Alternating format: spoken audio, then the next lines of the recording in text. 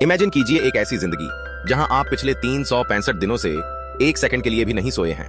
आपकी आंखें अंदर धंस चुकी हैं, आपकी हड्डियां आपकी स्किन से बाहर झांक रही हैं और आपका अपना दिमाग धीरे धीरे आपका सबसे बड़ा दुश्मन बनता जा रहा है। ये दलदल है ट्रेवर रेज़निक की जिंदगी का।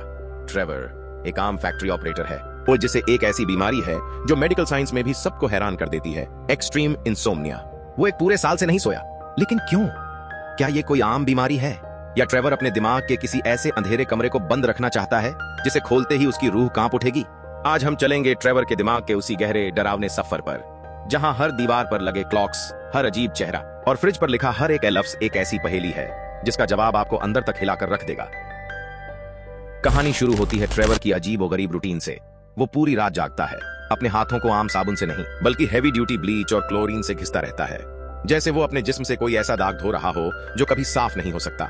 उसकी जिंदगी में सिर्फ दो ही ऐसी जगह हैं जहां उसे कुछ सुकून मिलता है। पहली है स्टीवी, एक प्रोस्टिट्यूट जो ट्रेवर से सच में हमदर्दी रखती है और उसे नॉर्मल फील करवाती है। और दूसरी जगह है एक एयरपोर्ट डिनर, जहां ट्रेवर हर रात ठीक 1:30 जाता है, कॉफी पीता है और वहां की वेट्रेस मरिया से बातें करता है। अब आती है ट्रेवर की बोरिंग जिंदगी में एक अजीब तबाही। एक दिन फैक्ट्री में ट्रेवर को एक नया वेल्डर मिलता है जिसका नाम है आइवन। आइवन देखने में ही अजीब है, उसकी एक अजीब सी स्माइल है, उंगलियां कटी हुई हैं और वो एक विंटेज लाल गाड़ी चलाता है। एक दिन काम के दौरान इवान ट्रेवर को अजीब इशारे करता है। ट्रेवर का ध्यान भटक जाता है और वो गलती से मशीन का स्विच दबा देता है। इस गलती की वजह से उनके साथी वर्कर मिलर का हाथ कट जाता है। जब फैक्ट्री के बाकी लोग ट्रेवर से पूछते हैं कि उसने ऐसा क्यों किया, तो ट्रेवर कहता है, मेरा ध्यान आइवन ने भटकाया था। लेकिन यहाँ सबके होश उड़ जाते हैं जब मैनेजर कहता है, आइवन, पूरे फैक्ट्री के रिकॉर्ड्स में आइवन नाम का कोई इंसान काम ही नहीं करता। ट्रेवर को लगता है कि सब उसे पागल समझ रहे हैं या उसके खिलाफ कोई साजिश कर रहे हैं ताकि उसे एक्सीडेंट का जिम्मेदार ठहराया जा सके, पर सच्चाई इससे कहीं ज्यादा डरावनी थी। अब ट्रेवर का दिमाग उस पर फुली अटैक करने लगता है। एक रात उसे अपने किचन के फ्रिज पर एक स्टिकी नोट मिलता है। इस नोट पर एक गेम बनी होती है, हैंगमैन। ये वही गेम है जिसमें मिसिंग अल्फाबेट्स को फिल करना होता है और अगर गलती हो तो एक कार्टून आदमी को फांसी पर लटका दिया जाता है। फ्रिज पर जो वर्ड था वो कुछ अजीब दिखता था। ट्रेवर को लगता है कि कोई उसके घर में घुसकर उसे डरा धमका रहा है। इसी डर में वो वेट्रेस मरिया के बच्चे निकोलस के साथ एक अम्यूजमेंट पार्क जाता है। वहां वो दोनों एक राइड पर बैठते हैं जिसका नाम होता है रूट 666। इस राइड के अंदर ट्रेवर को अजीब और खौफनाक इमेजेस दिखती हैं, एक लाल गाड़ी, एक मरा हुआ बच्चा और फांसी का फंदा। निकोलस को वहां अचानक एक दौरा आ जाता है और ट्रेवर और भी ज्यादा डर जाता है। वो आइवन का हर जगह पीछा करता है और आखिरी में आइवन की लाल गाड़ी का लाइसेंस प्लेट नंबर नोट कर लेता है। लेकिन जब वो डिटेल्स निकलवाने जाता है तो गवर्नमेंट ऑफिस वाले मना कर देते हैं क्योंकि बिना किसी एक्सीडेंट या क्राइम के किसी की डिटेल्स नहीं दी जा सकती।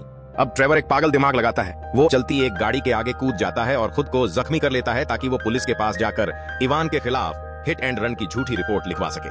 लेकिन जैसे ही वो पुलिस को इवान की गाड़ी का प्लेट नंबर देता है, पुलिस के होश उड़ जाते हैं। वो ट्रेवर से कहते हैं, तुम पागल हो गए हो? ये लाइसेंस प्लेट जिस गाड़ी का है वो गाड़ी तो तुम्हारे ही नाम पर रजिस्टर्ड है, जिसे तुमने खुद 1 साल पहले एक हादसे में पूरी तरह तबाह होने के बाद स्क्रैप रिपोर्ट किया था। ट्रेवर का दिमाग अब पूरी तरह टूट चुका है। वो स्टीवी के घर जाता है और वहां एक फोटो देखता है जिसमें स्टीवी का पुराना पति और कोई मौजूद है। ट्रेवर को लगता है कि फोटो में आइवन है, लेकिन जब स्टीवी चीखती है और कहती है, ट्रेवर ये तुम हो, फोटो में तुम ही हो, तब ट्रेवर को झटका लगता है।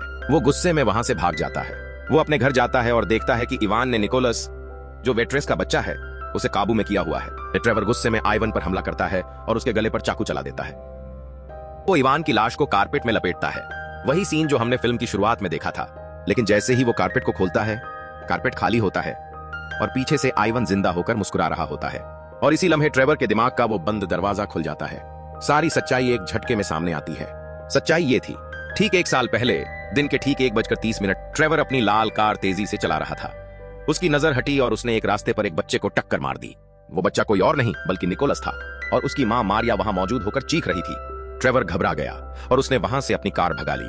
उसका गिल्ट इतना भारी था कि उसके दिमाग ने इस एक्सीडेंट को भुलाने के लिए एक इमेजिनरी दुनिया बना ली। इवान कोई असली इंसान नहीं बल्कि ट्रेवर के अंदर का पछतावा था, जो एक इंसान बनकर सामने मौजूद था, जो उसे सच कबूल करने पर मजबूर कर रहा था। मरिया और निकोलस जो कैफे में वेट्रेस और बच्चा थे, वो असल में उसी बच्चे और मां के हेलुसिनेशन थे जिनको ट्रेवर ने मारा था। हंगमैन गेम का वो खाली वर्ड कुछ और नहीं बल्कि किलर था। ट्रेवर को समझ आ जाता है कि जब तक वो अपने गुनाह को कबूल नहीं करेगा तब तक उसका ये दिमाग उसे जीने नहीं देगा। उसका क्लोरीन से हाथ साफ करना असल में उस एक्सीडेंट के खून को मिटाने की एक कोशिश थी। वो पुलिस स्टेशन जाता है। जैसे ही वो सरेंडर करता है, इवान हमेशा के लिए गायब हो जाता है। ट्रेवर को जेल के एक छोटे से सेल में बंद कर दिया जाता है। वो एक पिलो लेता है, ये बेड पर लेट जाता है और पिछले 1 साल में पहली बार अपनी आंखें बंद करता है। पुलिस ऑफिसर उससे पूछता है, क्या तुम ठीक हो? और ट्रेवर का आखिरी डायलॉग होता है, मैं बस सोना चाहता हूं। और इसी के साथ ट्रेवर को मिलती है मौत से बदतर जिंदगी से आजादी और एक सुकून भरी नींद।